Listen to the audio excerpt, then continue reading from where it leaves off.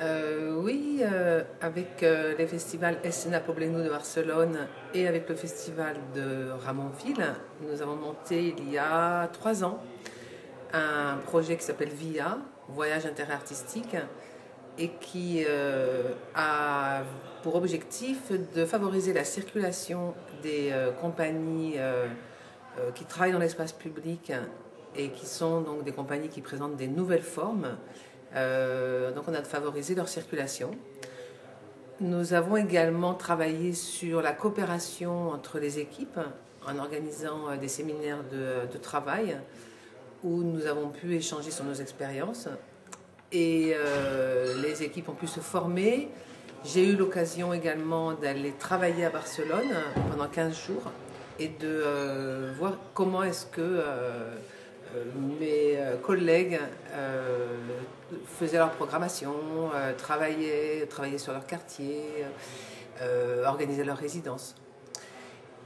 Et cette année, le projet va être de réaliser sur chacune de nos régions 3 résidences de territoire avec des artistes eurorégionaux et de créer une synergie entre les régions et les équipes artistiques et les équipes ce qu'on appelle les experts du quotidien, qui sont les équipes de chaque quartier qui va accueillir la résidence.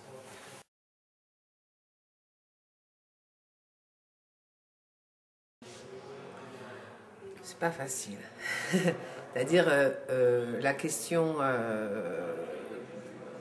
déjà de la distance et de la frontière pose la question des moyens et puis de la communication et puis de la connaissance aussi des autres territoires. Finalement, c'est un travail de longue haleine de connaître un territoire. Donc on commence à bien connaître son territoire proche et puis après, petit à petit, on l'étend. Nous, on connaît bien Languedoc-Roussillon puisqu'on travaille à cette échelle-là. Mais Midi-Pyrénées, c'est vrai que mon réflexe, c'est d'appeler le directeur du festival de Ramonville et lui dire, quand j'ai une question, tiens, qu'est-ce que tu connais, qu'est-ce que tu en penses. Il faut avoir des relais parce que c'est vraiment comme ça que ça peut fonctionner, c'est-à-dire c'est par des relations humaines.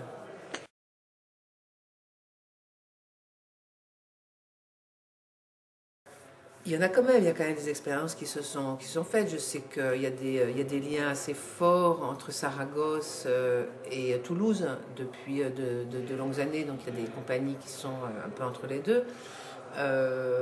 Languedoc-Roussillon, il y a le projet VIA depuis 3 ans.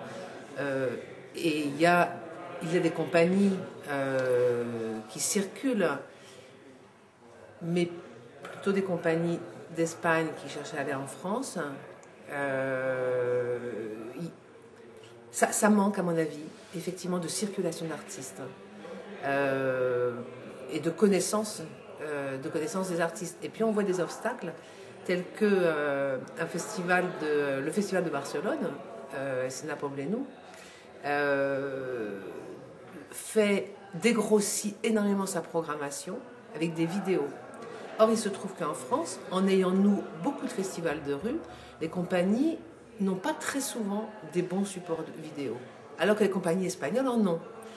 Et donc, quand une compagnie française veut s'exporter, il faut qu'elle se dote de cet instrument-là, parce que les Espagnols n'ont pas autant de propositions, de possibilités de voir des spectacles au cours de festivals et de faire leur programmation de visu.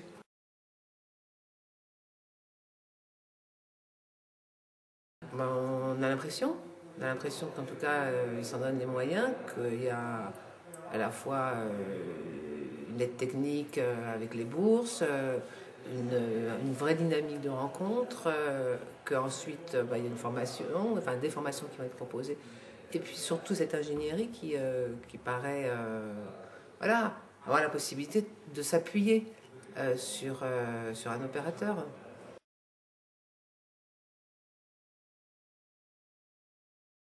En fait, c'est un petit peu l'ensemble du projet qui va nous apporter peut-être un soutien à nos propres projets d'échange transfrontalier, où on est un peu isolé, Parce que j'imagine que maintenant, on a l'impression qu'on va pouvoir trouver un appui, un écho à ce qu'on fait, et puis peut-être avec eux trouver des solutions pour développer le projet.